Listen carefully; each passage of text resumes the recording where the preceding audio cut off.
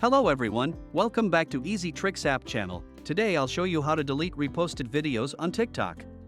If you have reposted any video on TikTok, and for any reason you want to delete that reposted video, this video is for you. Here are some easy steps to follow. After opening TikTok, let's take an example of this video. I am reposting it. So now if I want to delete that reposted video, click on Share. Here you can see an option for Remove Repost. Click on it. So, here is another situation. If you have reposted any video few days ago, and now you want to delete the reposted video. For this, click on Profile. Click on 3 lines. Click on Settings and Privacy. Click on Comment and Watch History. Click on Watch History. Here find the video that you have reposted. After finding it, click on the video. Click on Share. Click on Remove Repost.